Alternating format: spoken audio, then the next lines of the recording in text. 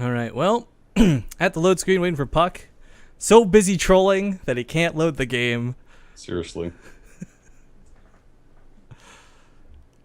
But yeah, so TeaCupSunday is going to be the name of the unknown barcode here. Again, I'll repeat that. He is a barcode. The name he gave us was TeaCupSunday. We don't know if that's who he really is or not, but this is Rifkin. I'm casted today with Doom Esports. And what we are covering is the North American qualifiers for the New York City Red Bull Battlegrounds. And spawning here in the lower right corner of the map, he's a barcode. You can check him out at Walmart. If you scan it, it's going to say TeaCupSunday. His opponent, currently teamless, just joined the clan, T2P. Ladies and gentlemen, one of North America's top Protoss players in the red trunks. None other than Puck. Call him Puck. That was like the cutest thing when we were doing Strike. It's like, Puck, call me Puck. But yeah, Puck is the guy who's had a lot of results. He's been in the Premier League for WCS. He used to be on Root Gaming. A little sad that he's not, because I can't say Root for Root anymore. This is a really fun way to introduce him. But now playing on his own. Don't know if he's going to be seeking out a solo sponsorship or looking for a brand new team. But of course, he did recently take part in our StarCraft 2 Survivor Series, as well as many other recent events in StarCraft 2. This guy's been all over the place. And despite what you know of him, I will say this is he's like one of the coolest, he's one of the nicest, the coolest guys I've ever had the pleasure of interacting with in StarCraft 2. And on top of that, he's a fantastic Protoss player. Well, Puck has certainly sought out his opponent here, Rifkin, Yeah, scouting that early pool. pool he's going for. And curious to see how our spawn. Forge is going to go down here at This the is front. not going to be in time at the main. He's going to have to put a pylon down in his mineral line. There we go. Puck going to make the right moves. He's going to have to make a cannon at home, because there's no way that gets finished in time. None whatsoever. What do you think about this double drone action over here? Do you think they're going to add firepower to it, or? A large part of this was to make sure he didn't wall off. You bring the drones along so you can basically block the surface here of where 3 pylons might go down, or where a cannon extra might go down. But cannon coming down in the mineral line like so. Puck just has to surround it with the probes, and he should be good to hold off this early aggression. A second cannon being made for good measure. But of course, when it comes to dealing with the 10 pull, all you really have to do is hold it off to win. In fact, that wasn't even 10 pull. I think that was like an 8 pull and a drone pull. Either way, I was too busy talking up the man of the hour. We'll see if he can hold this. Probe's currently on the wrong side of the cannon. Does mineral walk through, but if this cannon completes, there's nothing that TeaCupSunday is going to be able to do. Big mineral walks going off, and now the cannon completes. He's going to have to guard the cannon, though. Actually, maybe not. He's going to do the job with the second cannon finishing up, too. Puck going to be left with 15 probes. His opponent with 5. First cannon may go down, but that's okay, because so do almost every single one of the Lings. Now Puck is going to obviously have to continue past this. He'll need a gateway. He'll need something so they can start moving out. But having left almost no drones at home to defend, Puck can easily hold with the amount of probes he has on the field. And if these Lings come forward to attack the cannon, they will fall to the cannons protecting it.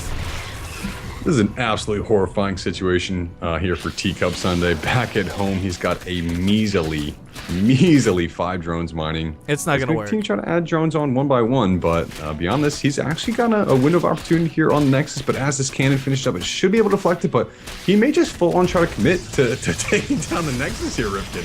I can't say that I agree with that choice. It's just, I mean, he could kill the Forge and try and get something out of this, but I think TeaCupSunday knows he pulled too many workers. He invested way too much into this. He doesn't even have a queen for Injax. Not that he could even spend the money or afford to spend the money, because he's got no econ whatsoever. 9 drones on the field. Yeah, this is not looking too good. Meanwhile, Puck taking his gas, coming out on a gateway. Puck's just been backed into. So the original opening for Puck was to go for the Forge Fast expand. Now he's playing off of one base. We rewind time slightly, and it's like he's going for a gateway expand, but has about 10 more probes than he really should have. There's just, I don't... Even if I'll boldly say this, not that he does. I will never accuse any player of map hacking without concrete proof, but even if I'm saying TeaCupSunday had like map hacks on, there's still, I don't think, a way for him to come back into this. He's that far behind. He's going to give it a shot. You know, it's his life in the Red Bull. He's trying. Qualifiers here is, I wouldn't say on the line. Still got another game potentially after this, but the way Puck's building his base here, it's very well protected against any types of Lings, whereby, and like you said before, without the Queen, he really isn't going to have an opportunity to get enough larva up to build up some type of forces to come over and attack. Is that a mistake? Puck's making 2 cyber cores right now. It's certainly a mistake, or perhaps an oversight, perhaps a little bit nervous, feeling a little shaky. You know, this is somewhat of a stressful situation. He does have to try to be, you know, a little precise here with it, unless he's trolling, but I don't know. I was going to say, I wouldn't troll. Could be for air upgrades, maybe. I'm trying to make the best of it, but I think this is just a mistake with this build, quite frankly. That's super meta, Rifkin. He's right in vision of that cybernetics core. So, alright, it is going to complete, but it is not going to be air upgrades. Warp gate research is going to go down to 1. Now Puck must recognize, okay, he's made a mistake. I think this is down the cybernetics core. I think this is Puck trying to show, like, I'm that far ahead. I'm going to build an extra cyber core, and I'm going to tear it down. And you're going to watch, like, I think right now is Puck saying, you're going to watch me do more damage to me than you did to me. Wow, that is boldly going where no man has gone before. That's, you know, it's showmanship. Puck is a crowd pleaser. Everyone knows this already, so LOL. Maybe that's not even what he was doing. We're making it up for it, but either way, funny to see nonetheless. Resources lost, though, surprisingly, a little bit in the favor of our Zerg player, but you got to remember, he's now got drones on the field. He's started to catch up from the econ loss, but he's just so far behind in every way. There's always the potential that Puck slips up. Maybe, I mean, as we see, if he gets too confident, he can make the mistakes required for TeaCupSunday to come back into this game and win. But again, I feel with the chances of that against a player of Puck's caliber, very unlikely. Yeah. I'm still baffled by the cybernetics core. Maybe he'll try to piggyback off of this, going for that early Stargate. Will he actually go for those +1 air weapons upgrades, or I think it'd be a little bit too much of a gas investment coming from Protoss. I think he's going to double Stargates. All right. Now the big question is, what does he make out of this? If Puck really wants to be like that guy, we'll see him make a ton of oracles. If he wants to be really vicious, we'll see him make Void Rays. And if he wants to play this safe and win the game, he'll go for Phoenixes, I feel. But mayhaps he'll be none of those. Drones in the world over at the Natural here for TeaCupSunday, making away with their lives intact. Mothership Core has seen the third base as well, so I'm curious to see if he'll try to make that the next focal point with this proxy pylon. I do believe that'll be the next step for Puck here, and he is going to go for that Phoenix play, as you mentioned before, Rifkin. It's the safer way to play this out. The really deadly thing is, if Puck pairs this with Anion Pulse Crystals, there's just going to be absolutely nothing that TeaCupSunday can do about this. But you don't typically go for the Fleet Beacon, you don't typically go for Anion Pulse Crystals unless you already see Mutalisk's Corruptors on the field. But yeah, this is not looking good for our Purple Zerg player by any means. He's just now getting his gases up, not really quite in any comfortable tech situation. Layers on the way, so Hydralisks are going to be so out of the question for this. And Puck will knock down the third base. Cool. I am going to point out that Puck is utilizing that air upgrades on level 1 on that extra cybernetics core. Great, fantastic, excellent. New meta, ladies and gentlemen. This is, you know, your standard double cybercore build comes out of the response of getting proxygated, of course. Or not proxygated, sorry, early pooled. I'm thinking of the wrong cheese, but either way, Ling's popping out here, gonna try and take out some Zealots, but of course Puck's forces a little bit too strong, a little bit too good. And you may not even need these Phoenixes, Doom. Like, I feel like with just the sentries and these 4 Zealots and that Mothership Core, it should be enough to win the game. 18 Lings on the field, gonna need some pretty good force field to defend against this Puck in a decent position with the majority of his unit. That Mothership Core pecking away at the Ling Zealots, absolutely shredding them down, but he is gonna recall out of there. He's got a proxy forward pylon up too. Those Phoenixes are coming out. Where are they currently on the field? Just banking up. So he's gonna kind of be like, surprise! I've got like 14 Phoenixes on the field, and we actually see our Purple Zerg player investing in ranged weapon upgrades. He's going for that Hydralisk Den. A little blindly, I might add, but it's going to work out for him because...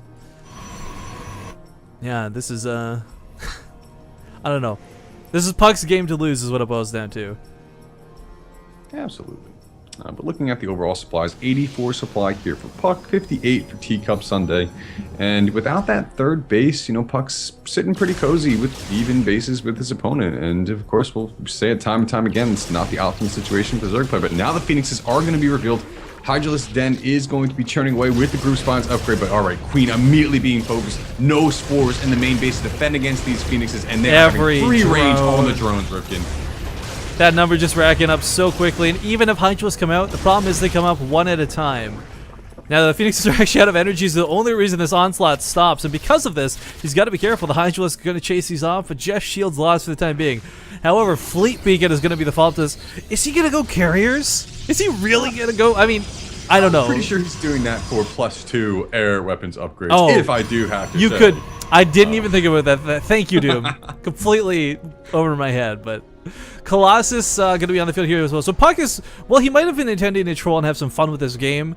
He's certainly going to play it safe nonetheless. Yes, he'll have air upgrades. Yes, he's invested into some weird Sky Toss composition. However, he's going to be getting that Robo Bay, and Colossus are going to take out this Hydros with very little issue whatsoever. But with how low the Hydros count is, these Phoenixes, they're going to Graviton Beam, they're going to get one shot, and it's not going to be an issue. And okay. They're also gonna have Anion Pulse Crystals. For whatever reason, he's going. Yes, going for the Anion Pulse Crystals. All right, pretty cool out of this suave Protoss player. But Spore Crawlers will keep the Phoenixes out of the base for the time being. And has Puck lost any units? Okay, it does look like he lost a handful of units on the field, but he is going to take this third base pretty cozily. Unless these Hydras and Lynx have something to say about it, Rifkin. Yeah, they're gonna. This is actually a force for Puck to be worried about. He's got to bring those Phoenixes home. But with some Zealots getting connections to these Hydralisks, more warping behind us, and these Phoenixes, of course, going to grab them in the air. That's going to be it for TeaCupSunday's army. Killed almost as fast as he was shut down with that early pull, and third base might be up. A good game is called, finally choosing to tap out. This will, of course, give Puck game 1 in this best of 3.